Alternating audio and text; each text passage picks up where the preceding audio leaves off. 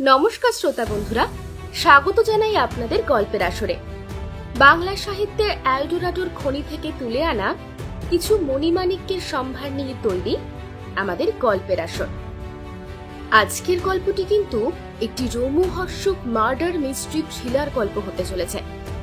গল্পের আসরে আমরা আজ আপনাদের জন্য নিয়ে হাজির হয়েছি লেখক রূপম সাধুকার কলমে লেখা গোয়েন্দা নিখিলেশের নতুন একটি গল্প, অলৌকিক হত্যা রহস্য। আর এই গল্পের শুরুতেই আপনাদের জন্য রেখে গেলাম একটা প্রশ্ন। সেই প্রশ্নের সঠিক উত্তর যদি আপনারা দিতে পারেন, পরের দিনের গল্পের শেষে সাউট আউট পর্বে নেওয়া হবে আপনাদের নাম। তাহলে গল্পটা মন দিয়ে শুনুন। আর প্রশ্নটা হলো, গল্পে যে 4 জন ছেলেদের খুন করার চেষ্টা করা হয় তাদের মধ্যে একজন প্রাণে বেঁচে যায়, সেই ছেলেটির নাম কি? ছেলেটির নাম এবং কমেন্টে আপনার নাম এবং উত্তরটি লিখে জানাতে ভুলবেন না কিন্তু। তাহলে শুরু করা যাক আমাদের গল্পের আসর। এই ঘটনা আজ থেকে প্রায় 2 বছর আগের পুরনো। ঘটনাটা এতটাই অদ্ভুত যে যতবার ভাবি ততবার আমি লেখার সময় শিহরিত হয়ে উঠি। আসলে অলৌকিক আর অন্ধবিশ্বাসের পেছনে যে সবসময় কোনো না কোনো অপরাধ লুকিয়ে থাকে, সেটা সেইবার জেনেছিলাম। আমার বন্ধু সত্যান্বেষী নিখিলেশ বক্সির কাছে এত রকমের অদ্ভুত কেস আসে যে আমার আর লেখালেখির জন্য বেশি মাথা ঘামাতে হয় না। যতদূর মনে পড়ছে সময়টা তখন বসন্তকাল, কিন্তু মাঝে মাঝেই তীব্র চড়া রোদ মনে করিয়ে দিচ্ছে গরমকাল এসে গেল। সেবার নিখিলেশের পরিচিত একজন ভদ্রলোকের ছেলের জন্মদিন উপলক্ষে তাদের বাড়ি যাওয়া হয়েছিল। আর ঘটনাটার সূত্রপাত সেখানে। ঘটনাটা এতটাই জটিল প্যাচে জর্জরিত হয়েছিল যে দোষীকে খুঁজে বের করা একরকম অসম্ভব হতে চলেছিল। আর ভনিতা না করে মূল কাহিনীতে আসি। একদিন বিকেলে আমরা 3 জন, মানে আমি, নিখিলেশ আর বৌঠান, 3 জনে গঙ্গার ধারে এসে বসেছিলাম। জোয়ারের টানে বয়ে চলেছে গঙ্গার জল। ঘাটের কর্দমাক্ত সিঁড়িগুলো ভরে উঠছিল জলে। হঠাৎ সে সময় পাশের কোথাও থেকে একটা চিৎকারের শব্দ ভেসে আসে, পরপর 3 বার, প্রায় মারণ চিৎকারের মতন। সারাদিনের ক্লান্ত অবসন্ন শরীরগুলো কিসের একটা উৎসাহে ছুটে গেল সেই দিকে। আমরাও গেলাম। জায়গাটা গঙ্গার পাড়ের পুরনো কারখানা। বহুদিন ধরেই দেখছি ওটা বন্ধ অবস্থায় পড়ে আছে। বেশিরভাগ যন্ত্রাংশ চুরি হয়ে গেছে, এমনকি নানান রকম অদ্ভুত কাণ্ডও ঘটেছে ওই ক্লাবে। সকলকে সরিয়ে সামনে এগিয়ে গিয়ে দেখি ভেতরে কিছুর একটা শুটিং চলছিল, কিন্তু মুহূর্তের সেই শুটিং তাদের জীবনের শেষ সীমানায় এনে দাঁড় করিয়েছে। চিৎকার শুনে বেশ কিছু লোক জড়ো হয়েছে ততক্ষণে। দূর থেকে কথাবার্তা শুনে যা বুঝতে পারলাম, কয়েকটা অল্প বয়সী ছেলে আঘাতপ্রাপ্ত হয়ে মাটিতে পড়ে আছে। আমরা এগিয়ে গেলাম সামনের দিকে পুরো ব্যাপারটা জানার জন্য। ভিড়ের মধ্যে লোকজন নানান রকম কথা বলছে। কেউ ছেলেগুলোর অকাল মৃত্যুর জন্য শোক পালন করছে, আবার কেউ ঠিকই হয়েছে, এমন ভুতুরে জায়গায় কেউ আসে বলে ছেলেগুলোর মুন্ডুপাত করছে। নিখিলেশ ছেলেগুলোর দেহের কাছে গিয়ে নাকের সামনে হাত রেখে বলল, এদের নিঃশ্বাস পড়ছে না, কেউ একজন ইমিডিয়েট পুলিশ ও অ্যাম্বুলেন্স ডাকো, যদি তাতে কোনো সুরাহা হয়। চোখের সামনে এরকম একটা দৃশ্য দেখে আমার শরীরটা যেন একটু গুলিয়ে যেতে লাগলো। ছোট থেকেই রক্ত জিনিসটা আমি সহ্য করতে পারতাম না। নিখিলেশ কাউকে একটা পুলিশে খবর দিতে বলল শুনলাম। ব্যান্ডেল বাঁশবেড়িয়া শহর হলেও এই ধরনের খবর ছড়িয়ে পড়তে খুব একটা সময় লাগলো না। পুলিশ এসে পড়বার আগেই সব লোকজন ভিড় আরও বাড়তে লাগলো ব্যাপারটা কি হয়েছে তা দেখার জন্য। আমি ততক্ষণে অনেকটাই ঠিক হয়েছি, তবে পাশের স্ট্রিট ল্যাম্পের আলো অন্ধকারে 4টে নিষ্প্রাণ দেহ মুহুর্মুহু আমার ভয়ের কারণ হয়ে দাঁড়াচ্ছে। একজন মোটাসোটা লোককে আসতে দেখলাম পুলিশের সাথে, কিছু কথাও কানে এলো। দেখুন, আমি সেভাবে কিছু জানি না। আমি ওদের একবার বারণও করেছিলাম, এমনকি নতুন স্পটের কথা বলেছি। এক্ষেত্রে আমার আর কি করণীয় থাকতে পারে বলে। লোকজনের নানান কথায় কিছুই শেষ পর্যন্ত শোনা গেল না। পুলিশ অফিসারকে দেখলাম গম্ভীর মুখে তিনি সবকিছু পর্যালোচনা করছেন। আমরা 3 জন সেদিকেই এগিয়ে গেলাম। তার আগেই শুনলাম পুলিশ অফিসারটির বাঁচখাই গলা, এই আস্তে আস্তে, জায়গাটা খালি করুন তো। শুধু যারা প্রথম শব্দ শুনে এসেছিলেন তারা থাকুন। এই পাল, তুমি একটু এদিকটা দেখো তো। আর অ্যাম্বুলেন্সে খবর গেছে? বডিগুলো তো অ্যাজ সুন অ্যাজ পসিবল হসপিটালে পাঠাতে হবে। পাল বলে অফিসারটি নীরবে সব কাজ করে চলে গেলেন। তার হাতে লাঠি ঘোরানো দেখেই অর্ধেক লোক ভয়েই পালিয়ে গেল। তবে নিখিলেশ এগিয়ে গিয়ে নিজের পরিচয় দিতেই ভদ্রলোক ওকে চিনতে পারল, এবং নিখিলেশ এটাও বলল যে ব্যাপারটা তার সামনেই ঘটেছে, আর এই ঘটনার মধ্যে সে কিছু রহস্যের গন্ধ পাচ্ছে। সুতরাং সে ব্যাপারটা একটু খুঁটিয়ে দেখতে চায়। ওর কথা শুনে পুলিশ অফিসার বললেন, সে যা মন চায় আপনারা করতে পারেন, তবে পুলিশের কাজে ব্যাঘাত না ঘটিয়ে। আমার আবার এটি একদম পছন্দ নয়। দুজন কনস্টেবল ধরাধরি করে ডেড বডিগুলো বাইরে নিয়ে এসেছিল আগে। পুলিশ অফিসারটি ওকে সাথে নিয়ে ভেতরে ঢুকল। পকেট থেকে হ্যান্ড গ্লাভস বের করে খানিকটা ব্যঙ্গ করেই বলল, এভিডেন্সে হাত দেবার আগে এটা পড়ে নিতে হবে, না হলে আবার তাতে আমাদের হাতে ছাপ লেগে যাবে, দোষীকে তো আর পাওয়া যাবে না। এই পুলিশ অফিসার নিশ্চয়ই ওর ব্যাপারে কিছু জানে না, নইলে এমন ঠাট্টা করতো না। ওকেও দেখলাম পুরোটা মুখ বুঝেই মেনে নিল। আমি আলাদা করে কিছু বলতে চেয়েও পারলাম না। জায়গাটা একটা ক্লাব বলে মনে হলেও এটা একটা পুরনো চটকলের অবশিষ্টাংশ। এখানে আগে কারখানা শ্রমিকেরা বসে খাওয়া দাওয়া বা আড্ডা দিত। বহুদিনের অযত্নে দেওয়ালগুলোয় নোনা ধরেছে, শ্যাওলা লতানে গাছ জড়িয়ে রেখেছে। চলার পথটা কয়েকবার ব্যবহারেই উন্নত হয়েছে খানিকটা। মাঠের একপাশে দাঁড় করানো আছে একটা মারুতি, সম্ভবত ওতে করেই সকলেই এসেছে। আমরা দাঁড়িয়ে সব দেখছি। ওর সাথে আরও দুজন পুলিশ অফিসার ভেতরে আছে, তারা প্রমাণ সংগ্রহ করছে। তবে আশেপাশের লোকজনের কথাবার্তা শুনে মনে হচ্ছে পুরোটাই ভৌতিক কাণ্ড, আর কোনো সুরাহা হবে না। চারটে ছেলের মধ্যে সকলে মনে হয় একসাথে শুটিংয়ে অংশ নেয়নি। কেবল একজনের পরনে অদ্ভুত পোশাক, লালচে খয়েরি রঙের, মুখে পাটের দড়ি দিয়ে দাড়ি গোপ করা। বাকি তিনজনের পোশাকে তেমন বৈচিত্র্য নেই, তবে তাদের সকলের হাতেই একটা করে হলুদ সুতো। খুব ভুল না করলে কোনো তন্ত্রক্রিয়ার দৃশ্য শুট করা হচ্ছিল। তবে এভিডেন্স হিসেবে যেগুলো পাওয়া গেল সেগুলো খুব মামুলি বিষয়। একটা রক্তাক্ত ছুরি, এটা দিয়েই খুনগুলো হয়েছে। একটা ট্রাইপড স্ট্যান্ড, হাল ফ্যাশনের একটা ক্যামেরা, একগুচ্ছ কাগজ, যদিও সেটা শুটিংয়ের স্ক্রিপ্ট বলেই মনে হলো। দুটো বড় বড় ব্যাগে চেন খোলা অবস্থায় তাদের পোশাক আর মেকআপ পরেছিল। এছাড়া বাকি যেগুলো ছিল সেগুলো একটা ভয়ঙ্কর দৃশ্যের ছবি করার জন্য যথেষ্ট উপকরণ বলেই মনে হলো। ওরা দুজনে যখন কিছু একটা সূত্র খোঁজার চেষ্টা করছে, ঠিক সেই সময় বাইরে চাপা একটা গোঙানির শব্দ পেলাম। অ্যাম্বুলেন্স এসে গেছে অল্পখানিক আগেই। সবার দেহ নিয়ে যাওয়ার সময়ই শব্দটা ভেসে এলো। রহস্যজনক কিছু সন্ধানে বাইরে বেরিয়ে এলেন পুলিশ অফিসারটি। হসপিটালের স্টাফগুলো হতবাক হয়ে গেছে, তারাও যেন চমকে উঠেছে। চারটি ছেলের মধ্যে একজনের মুখ থেকে সেই শব্দটা আসছে। পুলিশ অফিসারটি এগিয়ে এসে তার হাতের নার্ভ চেক করে বললেন, এ কি পাল, তুমি সবার নার্ভ চেক করোনি? কিছু একটা সম্ভাবনা আছে, একে ইমিডিয়েটলি হসপিটালে নিয়ে যাবার ব্যবস্থা করো। মুহূর্তেই অ্যাম্বুলেন্স শব্দ করে চলে গেল। অফিসারটি আবার নিজের মনেই বলে উঠলেন, একটা কাউকে দিয়ে যদি কোনো কাজ হয়, এই জায়গাটা সিজ করে দাও, আর মার্ডার স্পটে কেউ ঢুকবেন না। পাল, একটা কনস্টেবলকে রেখে যেও এখানে। কিছুক্ষণের মধ্যে পুলিশ পুরো জায়গাটাকে সিল করে দিয়ে চলে গেল। পুরো বিষয়টা যে ভৌতিক কাণ্ড সেটা মন মানতে চাইছিল না, আর পুরো ব্যাপারটার সাথে ও কিভাবে জড়িয়ে পড়ল সেটাও ঠিক বোধগম্য হলো না। সেই মোটাসোটা লোকটা এবার ওর দিকে এগিয়ে গেল। বুঝলাম উনি ছেলেগুলিকে চেনেন। নমস্কার, আমার নাম আর্য মজুমদার, আর আমি সম্পূর্ণ ব্যাপারটা জানি। আপনি তো মনে হয় পুলিশের লোক। চলুন না, আমার বাড়ি কাছেই আছে, ব্যাপারটা পুরোপুরি শুনবেন। না না, আমি পুলিশ নই, তবে আমি একজন সত্যান্বেষী। সত্য অনুসন্ধানী হলো আমার কাজ। আপনার বাড়িটা চলুন, অসুবিধা নেই। ভদ্রলোকের বাড়িটা কাছেই, আর ঘরে এসে বসার পর আমার মুখে চাপা অস্বস্তিটা ফুটে উঠল।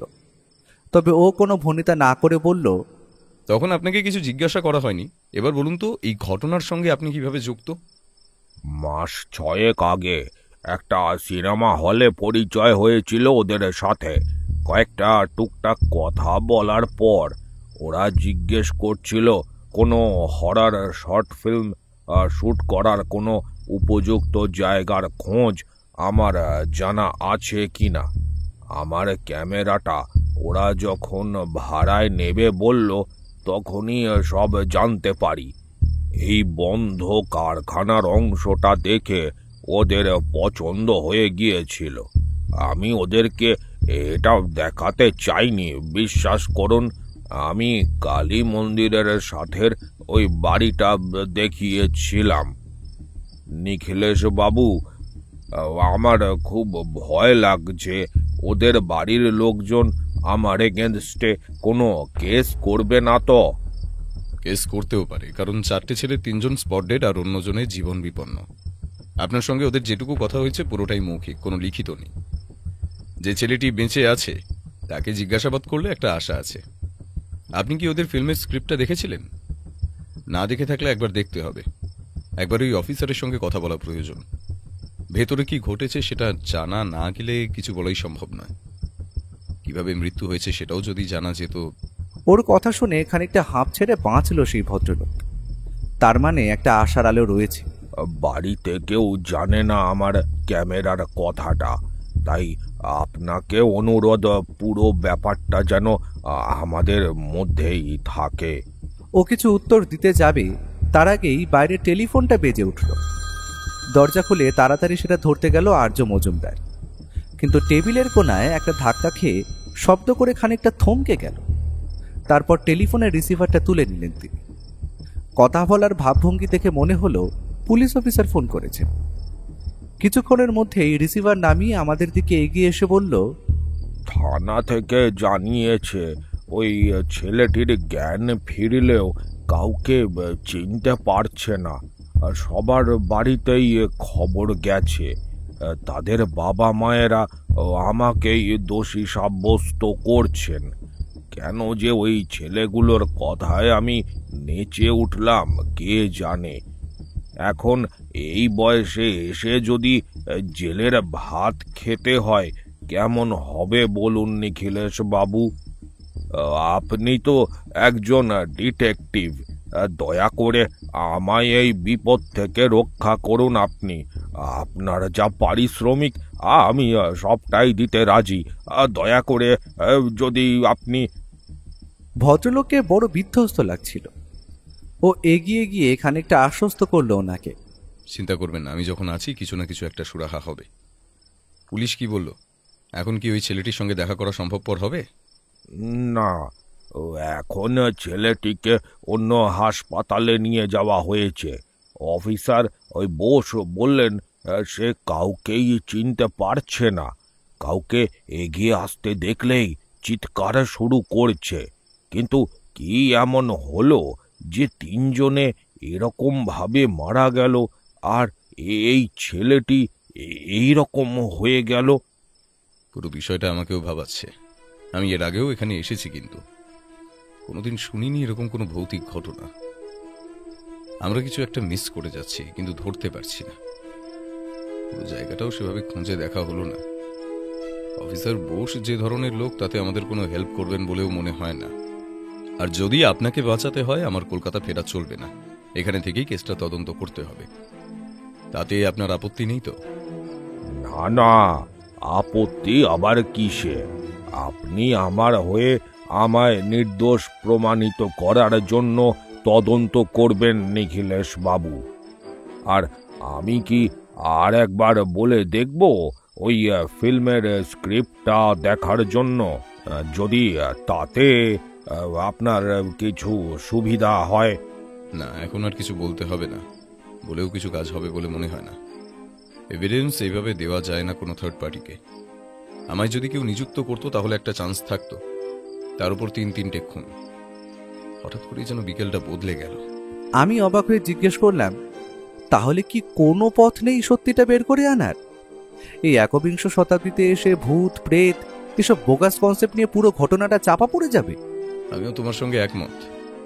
তবে আমার সিক্স সেন্স বলছে কিছুক্ষণের মধ্যেই আর্যবাবুর বাড়িতে পুলিশ আসবে ওনার ডিটেল জবানবন্দি নিতে। আর তখন আর্যবাবুর বাড়ির লোক সবটা জেনে যাবে। তার চেয়ে আপনি নিজেই পুরো বিষয়টা জানিয়ে দেন, তাতে প্রিপেয়ার থাকবে সকলে। দয়া করে আমাকে আপনি একটু বাঁচান নিখিলেশ বাবু। এখন আপনি ছাড়া আমায় এই বিপদ থেকে কেউ উদ্ধার করতে পারবে না। আমি আরও ওনার বাড়ির ছাদে গিয়ে দাঁড়ালাম। এখানে আসার পর থেকে ও যে একটাও সিগারেট খায়নি সেটা দেখেছি। এখন মনে হচ্ছে একটা না খেলে ওর মাথা খুলবে না। আশপাশটা দেখে ও একটা সিগারেট ধরালো। সিগারেটে বেশ কয়েকটা টান দিয়ে ও আপন মনে বিড়বিড় করে বলল, যেখানে 3টে ছেলের মৃত্যু ঘটল সেখানে অন্য একজন কিভাবে বেঁচে গেল? যে মারবে সে কেন একজন সাক্ষী ছেড়ে যাবে? এটা তো তার ধরা পড়ে যাওয়ার প্রবল সম্ভাবনা। দেখো, ওই ছেলেটির মাথায় কিন্তু আঘাত ছিল। হয়তো ভেবেছে সে জ্ঞান হারিয়ে ফেলেছে বা মারা গেছে, তাই তাকে খুন করার কথাটা হয়তো মাথায় আসেনি। বাকিদের ক্ষেত্রে সেটা করতে গিয়েই হয়তো হাতাহাতি, আর তার জন্যই খুনটা হয়েছে। ও আমার কথার উত্তর দিল বেশ ভাবনা চিন্তা করতে করতে। কিন্তু কেন? যেখানে একটা কোনো শুটিং চলছে সেখানে একজনকে বাঁচিয়ে বাকিদের খুন করার কি মানে? এক যদি খুনি সাইকো না হয়। আবার এটাও তো হতে পারে যে আততায়ী ওই ছেলেটিকে দেখতেই পায়নি, হয়তো ছেলেটি অন্যদিকে ছিল। 3 বন্ধুর কথা শুনে এসে দেখে ওই ঘটনা, তারপর আতঙ্কে অজ্ঞান হয়ে যায়। হ্যাঁ, যদিও এই সম্ভাবনাটা যথেষ্ট কম, অন্য কারোর উপস্থিতি অবশ্যই ছিল। সেটার প্রমাণ জোগাড় করতে হবে। আর কেনই বা সে এই কাজগুলো করল? সিগারেটের শেষাংশ দূরে ফেলে দিয়ে ও বলল, আমার অন্য একটা ভাবনা হচ্ছে। না, এখন সেটা বলার সময় আসেনি। আসলে ওই টাইমটাতে ভেতরে ঠিক কি হলো সেটা বুঝে উঠতে পারছি না। জাস্ট একটা সোর্স পেলে কিছুটা এগোনো যেত, পুরোটাই তো অন্ধকারে। আমিও গভীর চিন্তায় ডুবে গেলাম। কি ঘটে থাকতে পারে? আচ্ছা, 3 জনেই একসাথে কিভাবে মারা গেল? যদি ধরেও নি বাইরে থেকে একজন লোক তাদের মৃত্যুর জন্য দায়ী, তাহলেও কিভাবে বাকিরা বাঁচার চেষ্টা করলো না কেন? সেটাই তো বুঝতে পারছি না ভাইয়া। আমার মন বলে এই সবের পেছনে কোনো গোপন ষড়যন্ত্র আছে, আর সেটা অপরাধী অলৌকিকের আড়ালে চাপা দিয়ে পালিয়ে যেতে চাইছে। দেখো, আমার মনে হয় আর্য মজুমদারকে ধরে নিয়ে গেলেও কিন্তু কিছুই হবে না, কারণ ওনার এগেইনস্টে কিন্তু কিছু বলার মতো নেই। অন দ্য স্পট তিনি তো সেখানে ছিলেন না, নিজে বারণও করেছিল ওই স্পটে শুট না করার জন্য। সুতরাং সব দায়িত্ব ছেলেগুলোর। No one is responsible for this accident. Arya মজুমদারকে সেফ সাইডে রেখে ভাবছি, কিন্তু যদি অন্যরকম কিছু হয়ে থাকে। মাথায় কিছু আসছে না বন্ধু, কিভাবে। আমরা কথা বলছিলাম, ঠিক এমন সময় নিচ থেকে হালকা চাপা উত্তেজনার শব্দ শুনতে পেলাম। ওর কথা শেষ হওয়ার আগেই একটা পুলিশের গাড়ি এসে থামে সেই বাড়ির সামনে। অফিসার বোস ও সাব ইন্সপেক্টর পাল নেমে আসে। ওনাদের দেখে আমরা 3 জনেই নিচে নেমে আসি। আর্যবাবু আগে গিয়ে গেট খুলে দেন। তারা ভেতরে ঢুকে এলে মিস্টার বোসকে তিনি জিজ্ঞেস করলেন, কি স্যার, কি আপডেট? ছেলেটির কোনো নতুন খবর? অফিসার বোস নিজের স্বভাবসিদ্ধ গভীরতায় বলে ওঠেন, আর্যবাবু, আপনাকে আমাদের সাথে পুলিশ স্টেশনে যেতে হবে। ছেলেগুলির গার্জেন আপনার এগেনস্টে এফআইআর করেছে। যদিও সেটা ভিত্তিহীন, তবু আমাদের সাথে আপনাকে থানায় যেতে হবে, অন্তত সামান্য কয়েকটা প্রশ্নের উত্তর দেওয়ার জন্য। আর্যবাবু নীরবেই চলে যাচ্ছিলেন। বাড়ির কেউই তাকে বাধা দিল না। পুলিশ অফিসারটি যেতে যেতে থমকে দাঁড়িয়ে ওর উদ্দেশ্যে বললেন, কি মিস্টার বক্সি, মুখ দেখে তো মনে হচ্ছে তদন্তের কিছুই বুঝতে পারছেন না। আপনাকে বরং একটা পরামর্শ দিয়ে শুনুন। আপনি এসব নিয়ে না ভেবে বরং অন্য কিছুতে ফোকাস করুন, তাতে আপনারই মঙ্গল। সে তো করবই অফিসার, কিন্তু চোখের সামনে এরকম একটা ঘটনা ঘটে গেল। যতই হোক আগ্রহ থাকে তো। বাই দ্য ওয়ে, এভিডেন্স হিসেবে সিনেমার যে স্ক্রিপ্টটা পাওয়া গিয়েছিল সেটার একটা কপি একবার দেখতে চাই, জাস্ট ফর কোয়ারিজ। আর ডেড বডিগুলো যদি। What rubbish! কেস এখনো ডিসক্লোজ হয়নি, এখন এগুলো করা নিয়ম বিরুদ্ধ। তাছাড়া আপনি কে, কেন দেখাবো আমি আপনাকে এসব? সরি, আসলে বেশ বেশ বেশ, আপনি যান, আপনার দেরি হয়ে যাচ্ছে। ওর এমন উত্তর শুনে আমাদের সাথে অফিসার বোসও হতবাক হয়েছে। পুলিশের গাড়ি চলে যাওয়ার পরেই বাড়ির পরিবেশটা থমথমে হয়ে গেল। পুলিশের সাথে ওর কথাবার্তার পুরোটাই আর্যবাবুর বাড়িতে সকলে শুনেছে। ওর একটা পার্সোনাল ডায়েরি থাকে, তবে সেটা ও সবার সামনে বের করেন। দেখলাম সেটা বের করে ও রিসিভারটা তুলে নিল। হ্যালো, দাসবাবু রয়েছেন? আমার আপনার সঙ্গে কিছু কথা রয়েছে। আচ্ছা, আপনি কি এখন? ওকে ওকে ওকে, আপনি বেরিয়ে কল করুন। বেশ বেশ বেশ বেশ। ও হ্যাঁ, আপনি প্লিজ ডিসির সঙ্গে একবার কথা বলিয়ে দেবেন, ইটস ভেরি আর্জেন্ট। খুব দরকার না হলে কোনোদিন ও দাসবাবুর সাহায্য নেয় না। আমি বুঝলাম তার মানে ও কেসটা নিতে চাইছে নিজে থেকেই। তাছাড়া পুলিশ মহলের উঁচু নিচু অনেকের সাথেই তোর পরিচয় আছে। রিসিভার নামিয়ে একটা দীর্ঘশ্বাস ফেলল সে, তারপরে বলল, দাসবাবুকে জানালাম, দেখি কি করেন উনি। আমার মন বলছে এখনো বেশি দেরি হয়নি। এখন যদি আমি তদন্তে লাগি তবে আসল সত্যিটা সামনে তুলে ধরতে পারবো, বাকিটা সময় বলবে। বাড়ির সকলেই এই ঘটনায় একটু অবাক হলেও মুখে কিছু বলল না। সত্যিই তো একটা মিথ্যে কেস নিয়ে কেউ আলোচনা করতেই চায় না। এমনকি ওই বন্ধ কারখানার অদ্ভুতুরে ঘটনা সম্বন্ধেও কেউ একটা কথাও অব্দি বলেনি। আমরা ছাদে ফিরে এলাম। আমাদের নিশ্চিন্তে কথা বলার ক্ষেত্রে এখানে কেউই বাধা দেবে না। ও বলল, বুঝলে ভাইয়া, আমার মন বলে আমাদের সবার অগোচরে কিছু না কিছু একটা ঘটছে ওই বদ্ধ কারখানায়। আশা করছি কেউ দেখেনি, কারণ একই জায়গাটা নির্জন, তার উপর অনেকেই মনে করে জায়গাটা ভুতুড়ে, তাই ওইদিকে নজর রাখবে বলে তো মনে হয় না। যদিও কোনো শুটিং পার্টি এলে মানুষের সেই বিষয়ে আগ্রহ থাকে, সবার প্রথমে ছেলেগুলোর পরিবারের লোকজনের সঙ্গে কথা বলতে হবে। এটা কোনো অশরীরী বা আদিভৌতিক ঘটনা নয়, বরং ঠান্ডা মাথার খুন। এটা আমি স্পষ্ট বুঝতে পারছি। চারপাশে কেউ ছিল না, তবুও ও চারিদিকে একবার তাকিয়ে নিজের পকেট থেকে একটা জিনিস বের করল। জিনিসটা আর কিছুই নয়, একটা সামান্য রবার ব্যান্ডের ব্রেসলেট। ব্যান্ডটা ছিঁড়ে গেছে, তার ওপরে ডি নামের নকশা আছে। আমি ওকে জিজ্ঞেস করলাম, এই ব্রেসলেটটা কার হতে পারে বলে তোমার মনে হয়? দেখো, নিশ্চিতভাবে বলা সম্ভব নয়, তবে যে 3টে ছেলে মারা গেছে তাদের মধ্যে যে কারণ নয় আমি নিশ্চিত। কারণ যে ছেলেটি... ওর কথার মাঝেই বাইরের টেলিফোনটা বেজে ওঠে। নিশ্চয়ই দাসবাবু ফোন করেছে। রিসিভার তোলার পরেই সেটা নিশ্চিত হলাম। দাসবাবু দেখুন, কেবল নিছক আগ্রহ বা উৎসাহের বশেই কেসটা সম্বন্ধে জানতে চাইছি না। একটি বিশেষ কারণ রয়েছে এবং মৃত্যুগুলো আমাদের চোখের সামনে না ঘটলেও কিছুক্ষণ পরেই সেই ঘটনাস্থলে আমি পৌঁছই। তাই এই ঘটনার সত্যতা উদ্ধারের পথিক হতে চাই মাত্র। যদিও জানি সেটা পুলিশের কাজ, কিন্তু সত্য অনুসন্ধানকে যখন পেশা হিসেবে বেছে নিয়েছি তাহলে সেখান থেকে পালিয়ে যাওয়ার সাহস তো আমার নেই। অপরদিকে আর্য মজুমদার লোকটা নির্দোষ, ওনাকে পুলিশ শুধু শুধু বিরক্ত করবে। তাই তার আগেই আমার প্রমাণ জোগাড় করতে হবে এই পুরো ব্যাপারটার উপর। সে তারপর খানিকক্ষণ চুপ থেকে বলল, হ্যাঁ, আপনি কেবল একটা অনুমতিপত্র জোগাড় করে দিন। ঘটেছে বলতে, একটি শর্ট ফিল্ম শুটিং এর মধ্যে 3টি ছেলে হঠাৎ করে মারা যায় এবং একটি ছেলে জ্ঞান হারিয়েছে, এবং পরবর্তীতে তার কিছু বেশ মানসিক বিকার দেখা গিয়েছে। অনেকেই বলছে এটি একটি ভৌতিক ঘটনা, কিন্তু একবিংশ শতাব্দীর বিজ্ঞান মনস্ক ভাবনা চিন্তা এটা বিশ্বাস করতে কেমন অসুবিধা হয়। আমার মনে হয় এটি একটি খুনের ঘটনা। অনুগ্রহ করে আপনি যদি একটু বিষয়টি দেখেন আর কি। আবার বেশ খানিকক্ষণ নীরবতা। বুঝতে পারলাম ফোনের ওপারের ব্যক্তি প্রত্যুত্তর করছেন। হ্যাঁ, কাল সকালেই আমি যাব। অফিসার বোস নামের কেউ একজন দায়িত্বে রয়েছেন। ও এতক্ষণ ঘরে পায়চারি করছিল, তবে এখন ওর পায়ের শব্দেই বলে দিচ্ছিল এই ফোন কলটা তার চিন্তা খানিকটা হলেও কমিয়েছে। ঘরে এসে সে খানিকটা উৎসাহের সাথেই বলল, ডেপুটি কমিশনার এই কেসটা আমায় সাহায্য করবেন বলেছেন। মূলত তিনি এই অনুমতিপত্রটা স্বাক্ষর করবেন। কালকে সকালের মধ্যেই চিঠিটা কোনো একজন কনস্টেবল এসে দিয়ে যাবে।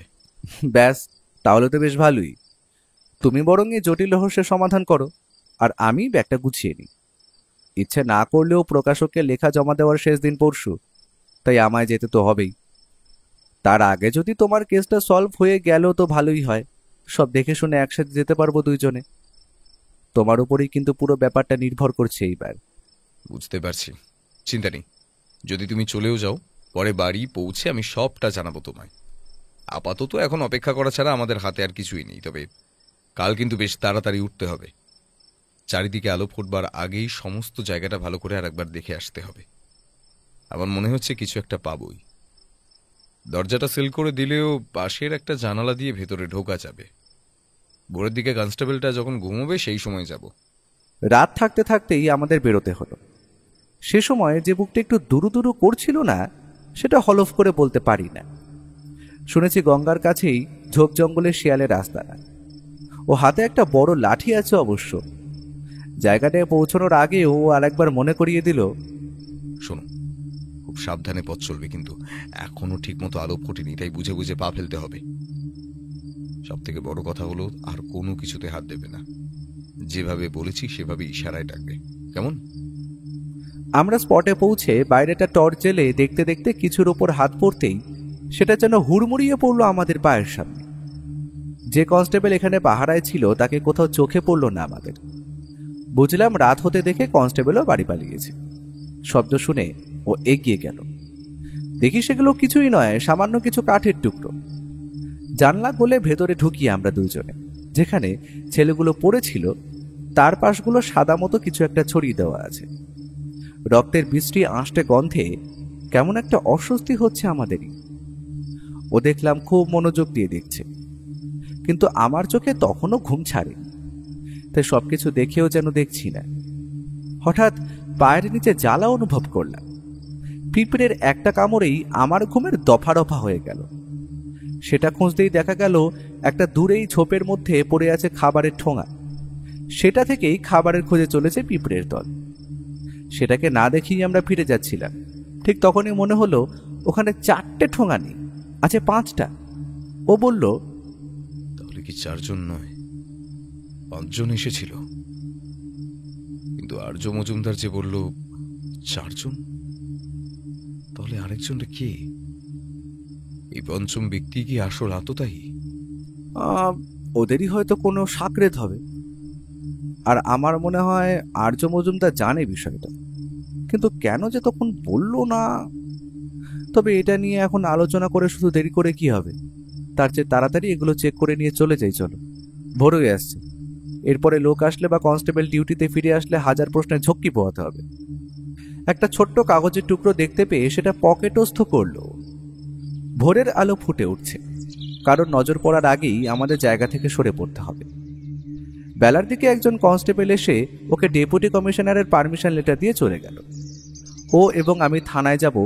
ও তৈরি হচ্ছিল। আমি ওকে কি জিজ্ঞেস করলাম, আচ্ছা তখন যে তুমি কাগজটা পেলে ওটাতে কি লেখা ছিল? খুব সিরিয়াস কিছু নাকি এমনি? আমার কথা শুনে ও তার মানি ব্যাগ থেকে কাগজটা বের করে আমায় দিল। খুলে দেখলাম তাতে লেখা আছে, যা ঘটেছে তা ঘটবার ছিল, সুতরাং এটা নিয়ে নাড়াঘাটা করলে কেবল দুর্গন্ধ বেরোবে। ওর সাথে আমরাও বেরোবো কথা হয়েছিল, তবে কাল যে অফিসার ওকে ব্যাকা ব্যাকা কথা শোনাচ্ছিল আর সেই ওর খাতির করছে। ভাবা যায়, থানার ভেতরেই একটা বেঞ্চে আমি বসেছিলাম। ও তখন ভেতরে অফিসারের রুমে গিয়ে সমস্ত খোঁজ খবর করছিল। ও ঢুকতেই শুনতে পেলাম অফিসার বোসের কণ্ঠে উচ্ছ্বসিত প্রশংসা। আসুন আসুন, আপনি যে এত কেসে আমাদের সাহায্য করেছেন এর আগে, সেটা তো আগে বলবেন। না জানি কত খারাপ কথা বলেছি আপনাকে। বসুন বসুন, কি দেবো আপনাকে? ঠান্ডা কিছু আনতে বলি? না না অফিসার, তেমন কিছু করতে হবে না। আপনি বরং আমাকে পোস্টমর্টম রিপোর্টটা একটু দেখাবেন। খানিকক্ষণ বেশ চুপচাপ। ব্যাপারটা বেশ মজা লাগলো আমার। ঠিক যেন কোনো সিনেমা চলছে, অথচ চোখ বন্ধ করে আছি। কেবল কান খাড়া করে শুনতে হচ্ছে সমস্তটা। পাতার খসখসে আওয়াজ শুনে বুঝতে পারলাম ও পোস্টমর্টেম রিপোর্টটা উল্টে পাল্টে দেখছে। কিছুক্ষণ পর বেরিয়ে এলো ও নিজেই। কি দেখলে পোস্টমর্টেম রিপোর্টে? পোস্টমর্টম রিপোর্টে তো তেমন কিছু পেলাম না। এমনি সাধারণ খুন, ছুরি দিয়ে আঘাত করা হয়েছে, তবে মৃত্যুর আগে চোখগুলো ঠেলে বাইরে বেরিয়ে এসেছিল। মৃত্যুর আগে পালস রেট বেড়ে গিয়েছিল। সাংঘাতিক কিছুর একটা কারণে তাদের হৃদযন্ত্র বিকল হয়ে যায়। বোঝাই যাচ্ছে ওরা কোনো কিছু কারণে প্রচুর পরিমাণে ভয় পেয়েছিল। তবে সেটা যে কি তা আন্দাজ করা যাচ্ছে না। তবে আশ্চর্যের বিষয় সেটা হলো সবার পকেট থেকেই একটা করে ছবি পাওয়া গেছে। ছবিগুলো সব সূর্যাস্তের। বুক পকেটে থাকায় সেগুলো রক্তে ভিজে গিয়েছিল। আজ সেগুলো উদ্ধার করা গেছে। অসুস্থ ছেলেটির পকেট থেকে একই রকমের ছবি পাওয়া গেছে, তবে সেটা সূর্যাস্তের নয়, মধ্য গগনের সূর্য। আর তোর কথাই ঠিক, সবার মাথাতেই ভারী কিছু দিয়ে আঘাতের চিহ্ন পাওয়া গেছে, কিন্তু কি দিয়ে মারলো? প্রথমে তাদের বাড়ির লোকজন ভাবছিল এটা জাস্ট অ্যান অ্যাক্সিডেন্ট, কিন্তু এই সমস্ত কিছু দেখার পর তাদের মনের ভাব বদলে গেছে। তারা কেসটাকে একটা খুনের কেস হিসেবেই দেখছে, এবং আমি তো প্রথম থেকেই বলছিলাম যে এটা একটা খুনের case, cold blooded murder plan. তাহলে কি একবার ছেলেগুলোর বাড়ির লোকের সাথে কথা বলবে? তাদের কি বক্তব্য মৃত্যু সম্বন্ধে? তারাও কি পুরো ঘটনাটা একটা ভৌতিক ঘটনা হিসেবেই দেখছে? এই সময় তাদের এই ধরনের কথাগুলো মাথায় আসবার কথা নয়। একটা বড়সড় ক্ষতি হয়ে গেল তাদের চিরকালের জন্য। তো দেখি, একবার কথা তো বলতে হবে। চলো, সামনে চায়ের দোকান থেকে 1 কাপ করে চা খেতে হবে। থানা থেকে সামনে এগিয়ে এসে একটা 4 মাথার মোড়ে চায়ের দোকানের বেঞ্চে বসে আমরা দুইজন সেখানেই কথা চলছিল আমাদের। চা খেতে খেতে ওকে দেখলাম বারবার পেছন ফিরে এদিক ওদিক তাকাতে। কারণ জিজ্ঞেস করতে কিছুই বলল না। তবে আমি বেশ বুঝতে পারছি কেউ একজন আমাদের আশেপাশেই আছে এবং আমাদের লক্ষ্য করে চলেছে। চায়ের দাম মিটিয়ে আমরা অটোতে উঠলাম। গন্তব্যের ঠিকানা বলতেই আমি বুঝতে পারলাম ও এখন কোথায় যেতে চলেছে। হসপিটালে সেই ছেলেটিকে চাক্ষুষ দেখতে চায় সে, তবে এখানেও ভেতরে যাওয়ার অনুমতি কেবল ওরই ছিল। আমি দরজার বাইরে দাঁড়িয়ে সব কথা শুনছিলাম। ছেলেটির মানসিক অবস্থার কিছুটা স্থিতি ঘটেছে চিকিৎসা দরুন। ও তাকে জিজ্ঞেস করলো, এই ঘটনার পরিপ্রেক্ষিতে তোমার কিছু বলার থাকলে তুমি বলতে পারো। আমি পুলিশ নই, ঘটনার দিন আমি কাছেই ছিলাম, তাই পুরো বিষয়টি জানার একটি আগ্রহ রয়েছে বলতে পারো। সঙ্গে আমার কাছে অনুমতিও আছে এই ঘটনাটি তদন্তের জন্য। তদন্তের কথা শুনে ছেলেটি খানিকটা উগ্র মেজাজে বলে উঠল, আমি তো বলছি আমি কিছু জানি না, বারবার বিরক্ত করছেন কেন আমায়? আমার তো কিছুই মনে পড়ছে না। আমার বন্ধুরা কোথায়? ওদের কাছে আমাকে যেতে দিচ্ছেন না কেন? ও খানিকটা নরম গলায় তাকে বলল, ঠিক আছে, তোমায় কিছু বলতে হবে না। আর তোমার বন্ধুদের অন্য হসপিটালে ট্রান্সফার করেছে। এখন যে তুমি তাদের সঙ্গে দেখা করতে পারবে না, কিন্তু তোমার বলা কোনো মেসেজ কিন্তু আমি তাদেরকে পৌঁছে দিতেই পারি। আরো দু একটা সাধারণ কথা বলে ও চলে এলো। এখানে সত্যি কিছু হবার নয়, আর পরিবারের কারোর সঙ্গে কথা বলতে হবে। ছেলেটি থেকে তো কিছুই জানা গেল না। অফিসের বস শর্ট ফিল্মের স্ক্রিপ্টটা দিতে রাজি হয়েছেন, তাতে কিছু পাই কিনা দেখি। তার আগে একবার মর্গ রুমে যেতে হবে। বডিগুলো আরেকবার দেখলে কিছু পেলেও পেতে পারি। মর্গ রুম যাওয়া হলো, তবে এবারে আমি ওর সাথে ভেতরে ঢুকতে পেরেছি। বরফ শীতল এই ঘরে গাটা কেমন যেন গুলিয়ে উঠল, ঠিক যেমনটা ভোর রাতে হয়েছিল। ও বলল এটা নাকি কাঁটা ছেঁড়া রক্তের গন্ধ। সবে সবটা খুঁটিয়ে দেখার সময় একটা অদ্ভুত ব্যাপার আমি লক্ষ্য করলাম। বডিগুলো দেখতে দেখতে হঠাৎই একটা ছেলের গলার দিকে নজর পড়ল আমাদের। সেখানে সূক্ষ্ম একটা ছড়ে যাওয়ার দাগ। আমি ওকে সেটা দেখাতেই আমার পিঠ চাপড়ে দিল সে। তাড়াতাড়ি ফরেনসিক ডক্টরকে ডেকে আনা হলো। সব দেখে তিনি বললেন এটা নখের আঁচড়, খুব পুরনো নয়, কোনোভাবে হয়তো চুলকাতে গিয়ে বা এটা ওটা ঘটে থাকতে পারে। কিন্তু যে মার্ডার স্পট থেকে যা ঘটেছে তা ঘটবার ছিল বলে কোনো নোট পাওয়া যায়। তবে সেই ঘটনার প্রত্যেকটি বিষয়কে একটু সন্দেহের চোখে দেখতেই হয়। বিকেলের দিকে আরও একবার ও সেই ছেলেটির সাথে কথা বলার জন্য গিয়েছিল, কিন্তু এবারও সেই একই অবস্থা তার। আমার মনে হয় একটা বড়সড় মানসিক ট্রমায় রয়েছে ছেলেটি। সব খোঁজে নিতে নিতে প্রায় সন্ধে হয়ে গিয়েছিল। বিকেলের দিকে 3টে ছেলেরই ডেড বডি পুলিশের পক্ষ থেকে ছেড়ে দেওয়া হয়। সকলের পরিবারের লোকজনের সাথে কথা বলাটা জরুরি ছিল, কিন্তু এই পরিস্থিতিতে সেটা সম্ভবপর নয়। বাড়িতে আসার আগে একটা নির্জন রাস্তা পড়ে। সাধারণত এই রাস্তাটা বেশিরভাগ ব্যবহার করি আমরা ফাঁকা থাকার দরুন। তবে সেই রাস্তায় আমাদের সাথে এমন ঘটবে তা আমারও কল্পনার অতীত। আমরা তখন রাস্তা ঠিক বাম দিক দিয়ে এগোচ্ছি, ঠিক এমন সময় পেছন থেকে ভেসে এলো একটা ভারী মোটর বাইকের আওয়াজ। আর সেই বাইকে রয়েছে একজন নয়, পরপর 3জন গুন্ডা গোছের লোক। আমরা তৎক্ষণাৎ রাস্তায় সাইড করে দাঁড়াতেই 3টে লোক বাইক থেকে নেমে আমাদের পথ আটকে দাঁড়ালো। এদের প্রতিজনের মুখেই রুমাল জাতীয় কিছু জড়ানো রয়েছে, তাই এদের কারোরই মুখ স্পষ্টভাবে দেখা যাচ্ছে না। কিন্তু তারা যে আমাদের ভয় দেখাবার জন্য দাঁড়িয়ে আছে সেটা স্পষ্ট। ওদের মধ্যে একটি লোক গলা চড়িয়ে আমাদের জিজ্ঞেস করলো, ওই সালা, তোদের মধ্যে নিখিলেশ বক্সি কে? বড় বাড় বেড়েছে না তোর? সালা, মারলে এইখানেই লাশ ফেলে দিয়ে চলে যাব। কাকপক্ষীতেও টের পাবে না কে খতম করে গেল তোদের। ও তৎক্ষণাৎ ওদের উদ্দেশ্যে বলল, কি হয়েছে বলুন তো? আপনাদের হয়তো কোথাও ভুল হচ্ছে। আপনারা ভুল লোককে যা ইচ্ছে তাই বলছেন। আমাদের মধ্যে কেউই ওই নামের লোককে চেনে না। সেদিন যে কেন ওকে অত শান্তভাবে বিষয়টা হ্যান্ডেল করতে দেখেছিলাম সেটার রহস্য এখনো জানি না। একটা লোক এগিয়ে এসে ওকে বলেছিল, আমাকে বোকা বানানো? হ্যাঁ, একটু আগে আপনার ছবি দেখে এলাম নিজের হাতে। নাটক কি খুব টিকটিকিগিরি করার ইচ্ছা জেগেছে দেখছি। মেরে না এইখানেই ডানা ছেটে দেব। কি দরকার বলুন তো আপনার একটা ফালতু কেসে নিজেকে জড়ানোর? তার চেয়ে আরো অনেক কিছু আছে, সেগুলো দেখুন। এবারটায় খালি ওয়ার্নিং দিয়ে গেলাম, পরের বার কিন্তু হাত পা চলবে, মনে থাকে যেন। ও ঠান্ডা গলায় বলেছিল, শুনে রাখ, এরকম কত হুমকি আর কত চোর চাচরকে জেলের ঘানি টানিয়েছি তার হিসেব নেই। মানে সরে পড়, না হলে কিন্তু কপালে দুঃখ আছে তোদের। ওর কথা শুনে লোকটা তেলে বেগুনে জ্বলে উঠল। সে রাগে ফুঁসতে ফুঁসতে আমাদের দিকে এগিয়ে আসছিল বটে, তবে তৎক্ষণাৎ নিজেকে সামনে নিয়ে পিছিয়ে গিয়ে বসলো সে মোটর বাইকের সিটে। তারপর যেরকম ভাবে এসেছিল বাইকে তীব্র শব্দ তুলে মিলিয়ে গেল সেই রাস্তার মোড়ে। এটার কারণ একটাই, সেই সময় পকেট থেকে উঠে এসেছিল ওর রিভলভারটা। সেটা দেখেই লোকগুলো ভয়ে পালিয়ে গেছে। আর্যবাবুর বাড়ি ফিরে রাতের বেলা খাওয়া শেষে আমাদের আবার কথাবার্তা হলো। ওর হাতে একটা কাগজ, আর এটা হলো ওই ছেলেগুলোর অভিনয় করা শর্ট ফিল্মের স্ক্রিপ্ট। সেটা মনোযোগ দিয়ে পড়ছিল সে, তবে আশা করা যায় সেই রকম কিছু না পেয়ে নামিয়ে রাখলো সেটা। ওর মুখ দেখে বুঝলাম ও কিছু একটা সূত্র খুঁজে পেয়েছে। আমি খুলে দেখলাম, হ্যাঁ ঠিকই তাই। দৃশ্যাবলীর একদম শেষের দিকটা পড়লেই সেটা টের পাওয়া যায়। আচ্ছা, তাহলে কি কালকে ওই ছেলেগুলোর বাড়িতে গিয়ে কিছু জিজ্ঞাসাবাদ করবে নাকি তুমি?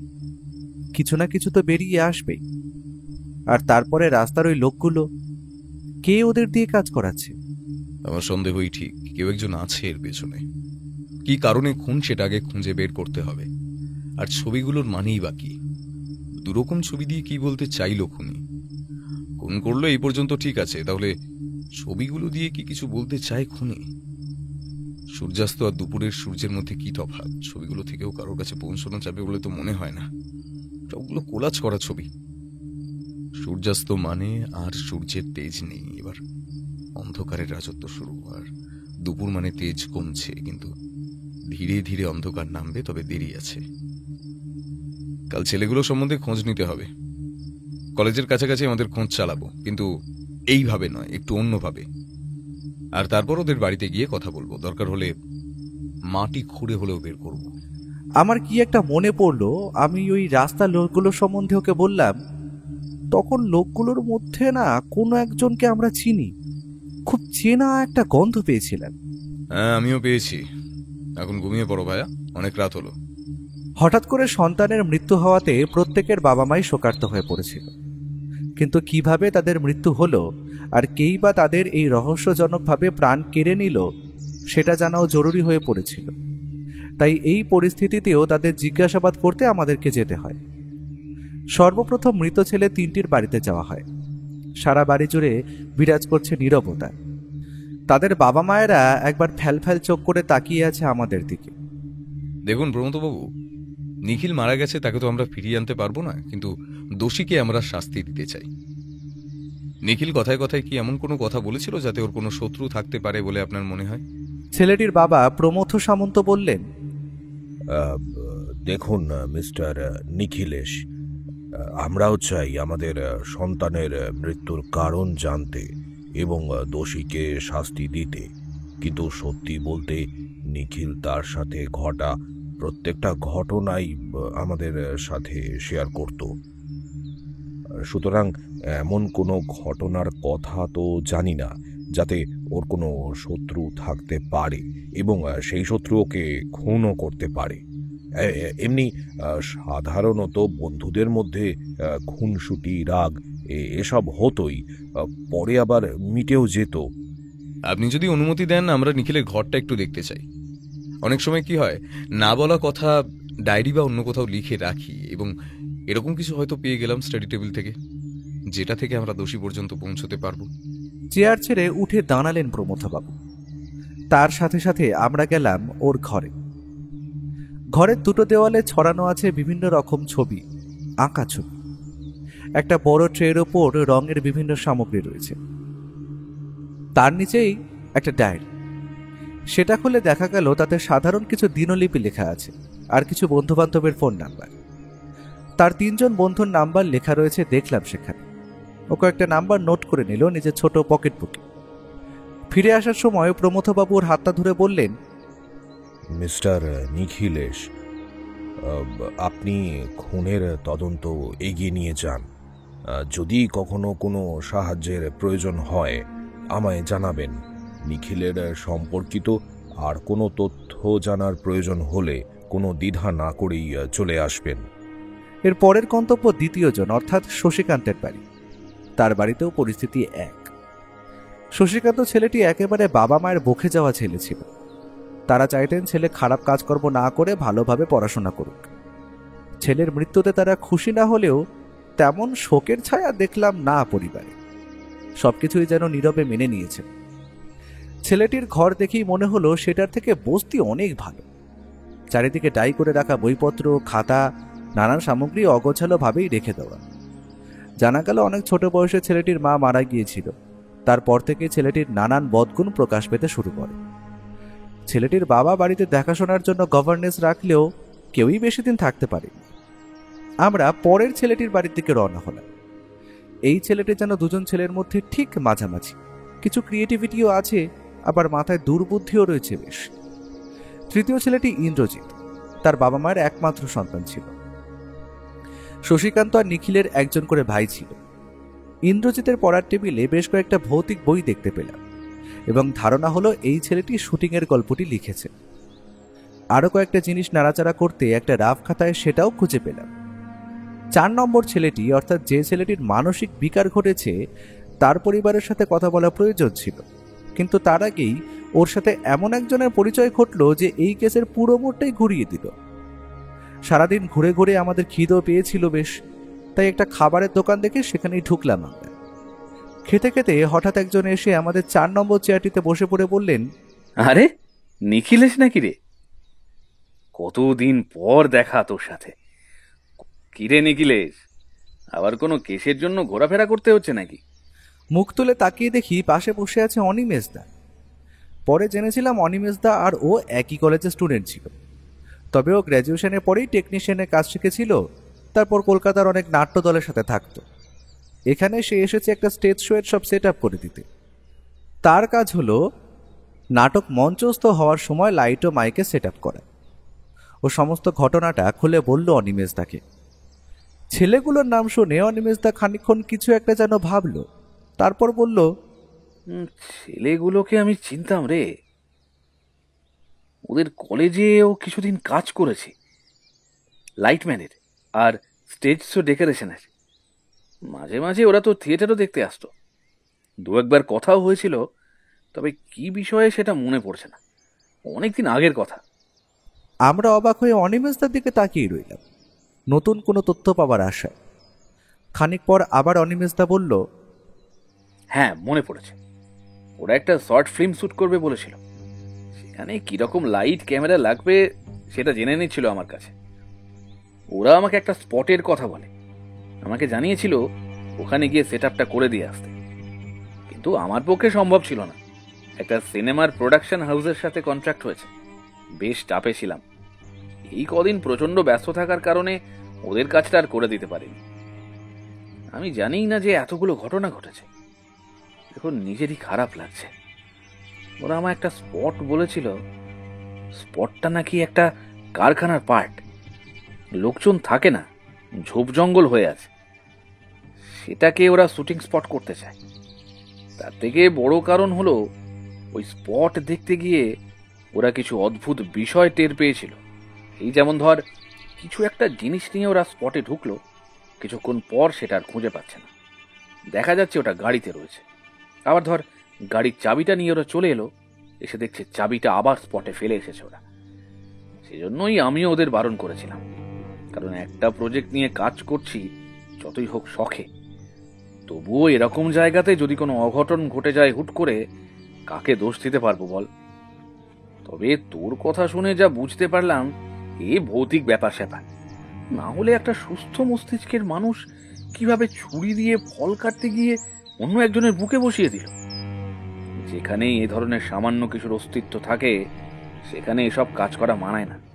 বাই দ্য ওয়ে, এটা আমার কার্ড, ধর, এটাতে টেলিফোন নাম্বার লেখা আছে, একদিন সময় করে জানাস, বহুদিন কথাবার্তা হয় না তোর সাথে। আজ এলাম আমি। অনিমেষদা উঠে চলে গেল। ওর কপালে ভাঁজটা স্পষ্ট হয়ে উঠেছে। খাওয়া সেরে যখন বাইরে বেরিয়েছি, ঠিক সেই সময় একটা কি গড়িয়ে এসে ঠেকলো আমাদের পায়ের কাছে। একটা দলা পাকানোর কাগজ, তাতে লেখা আছে, অতিরিক্ত কোনো কিছুই ভালো নয়। একটা অটো ধরে আমরা চলে গেলাম শিবমের বাড়ির কাছে। শুনেছি আজ সকালেই শিবমের কিছুটা মানসিক স্থিতি ঘটেছে। ডাক্তারের হাত জোশে সে নিজের বাবা মাকে চিনতে পারছে। তার বাবা মার এখন তার ছেলের কাছেই থাকার কথা। শিবমের বাড়ির আশেপাশে দু একটা বাড়িতে জিজ্ঞেস করে শিবমের সম্বন্ধে খুব একটা বেশি কিছু জানা গেল না। তবে ইন্টারেস্টিং যেটা পাওয়া গেল সেটা শুনে আমরা সকলেই হতবাক হয়ে গেলাম। শিবের বাড়ির একটু দূরে একটা চায়ের দোকানে থেকে সিগারেট কিনছিল। সেই সময় সে জানতে চায় ওই নিখিল নামক ছেলেটির সম্বন্ধে কিছু জানে কিনা। দোকানদারকে জিজ্ঞেস করতে তিনি বললেন, নিখিল দাদাবাবু তো খুবই ভালো ছেলে ছিল জানেন, কিন্তু হঠাৎ করে বোনটার ওই রকম হয়ে যাওয়ার পর কেমন যেন পাল্টে গেল। বাড়ি থেকে বের হতো না, কলেজে যেত খুব অনিয়মিত, কোথাও গেলে আমার দোকানের উপর দিয়েই যেতে হবে। সব সময় যেন কেমন একটা ঘোরের মধ্যে থাকতো ছেলেটা। তবে কয়েকদিন আগে শুনলাম ওর বোনটা বেঁচে নেই। বোনকে খুব ভালোবাসতো ছেলেটা, কি থেকে যে কি হয়ে গেল। শিবমের বোনের কি হয়েছিল? সে কি, আপনি ওর বন্ধু, আপনি জানেন না?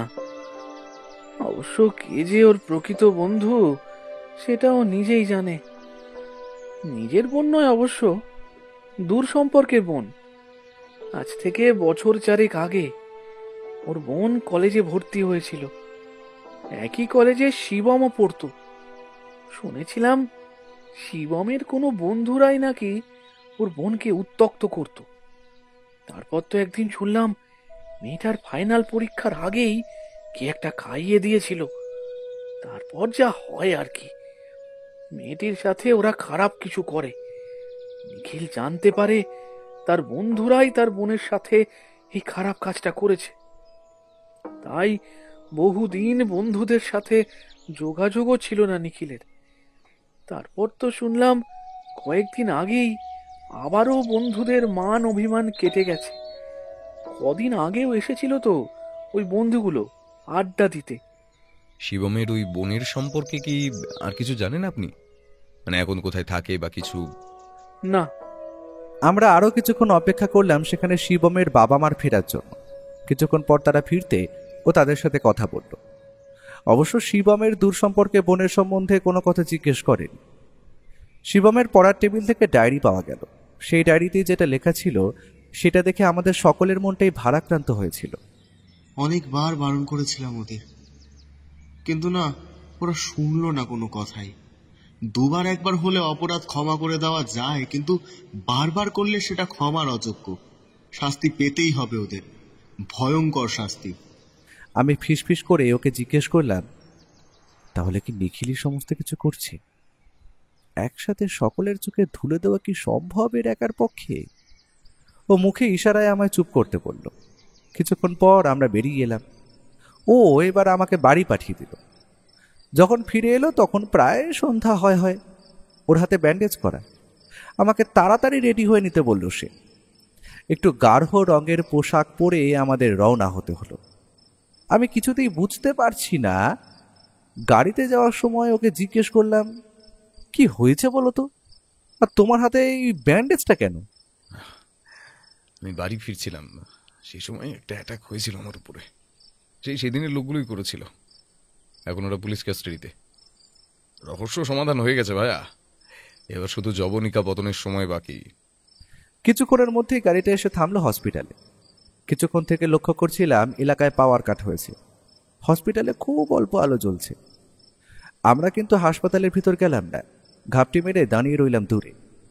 তবে মিনিট খানেক পর একটা অদ্ভুত ব্যাপার লক্ষ্য করলাম।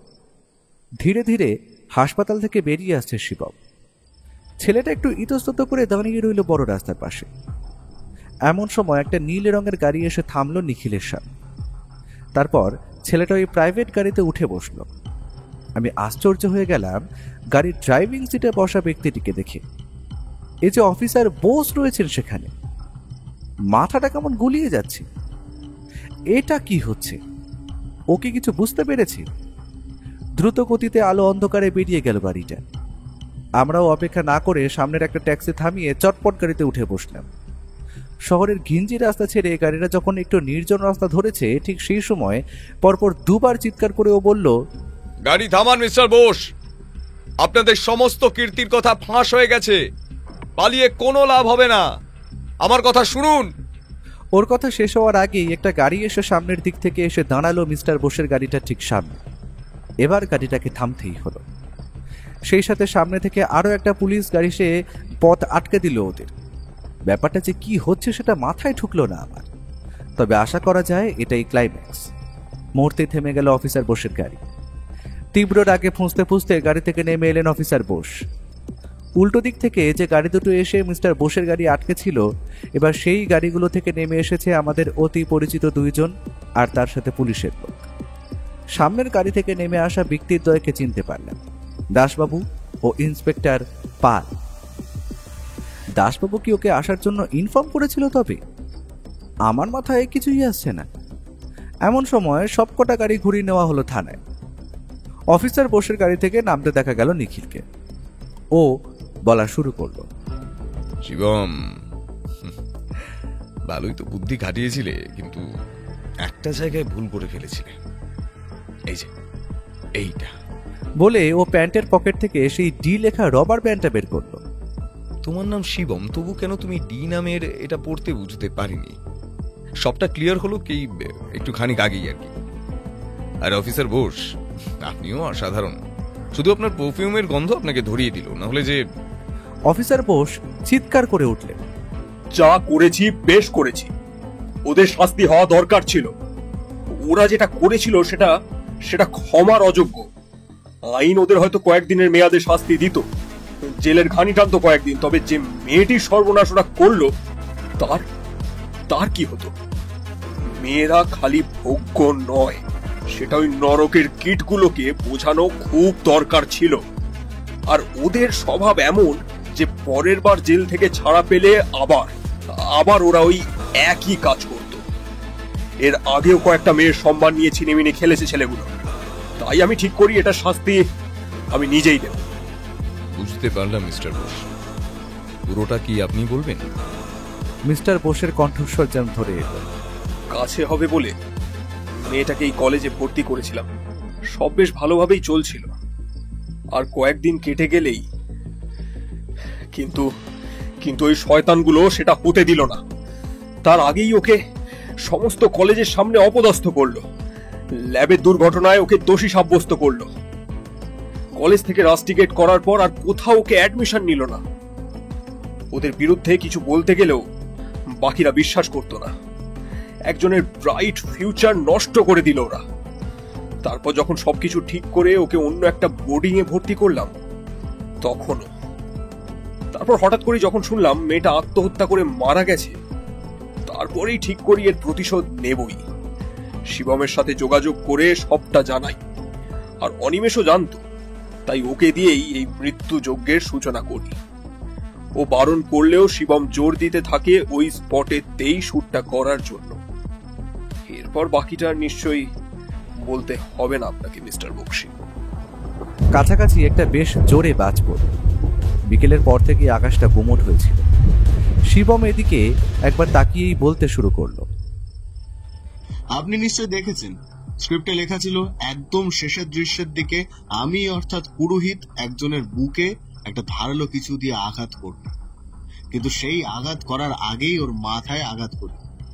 ওটা দেখেই নিখিল আর ইন্দ্রজিৎ শশীকান্তকে আঘাত করার জন্য কিছু বলার আগেই আমি আর দীপ্তেন কাকু ওদের মাথাতেও আবার আঘাত করি, আর একবার শেষ করে দেওয়ার জন্য ছুরিটা ব্যবহার করি। আপনি হলে কি করতেন মিস্টার বক্সি?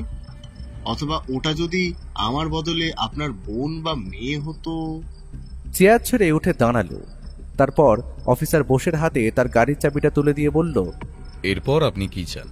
দীপ্তেন বাবুর হয়ে কথার উত্তর দিয়ে দিল শিবম। হাসতে হাসতে বলল, এটা একটা অলৌকিক ঘটনা মিস্টার বক্সি। শুটিং চলাকালীন ভুলবশত 3 বন্ধুকে খুন করেছে শিবম। তাদের স্পট নির্বাচনে ভুল হয়ে গিয়েছিল। স্পটটি একটি ভৌতিক স্থান।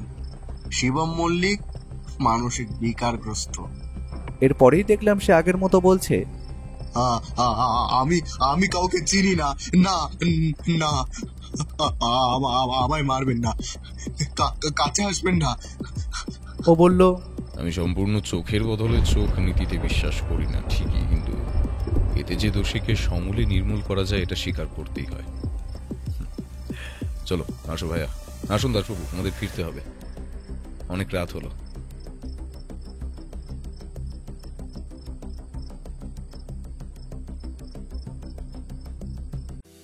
আজকের মতো আমাদের গল্পের আসর এখানেই শেষ হলো। আপনারা এতক্ষণ শুনছিলেন লেখক রূপম সাধুকার কলমে অলৌকিক হত্যা রহস্য। এবার পালা আগের গল্পের সাউট আউট পর্বে যারা যারা কমেন্ট করেছিলেন তাদের নামগুলো উল্লেখ করার। উত্তর দিয়েছিলেন অনিমেষ দাস, সৌরভ গাঙ্গুলি, সম্ভাব্য রায়, কৃষ্ণা ভঞ্জ, শুক্লা সরকার, অনিতা বিশ্বাস, রাকেশ কর, সালমা মণ্ডল, সালমা আক্তার, ভোলা মণ্ডল, নীলাঞ্জনা ভট্টাচার্য, গৌতম মুখার্জি, নীল কাব্য এবং লিপিকা বোস। গল্পটা আশা করি খুব ভালো লেগেছে। আর খুব বেশি ভালো লাগলে আমাদের গল্পের আসরকে সাবস্ক্রাইব করে যেতে ভুলবেন না কিন্তু। জোরাজুরি নেই, ভালো লাগলে তবেই করবেন। তাহলে সবাই খুব ভালোবাসা নেবেন আর খুব ভালো থাকবেন। আজকের মতো গল্পের আসর সাইনিং অফ।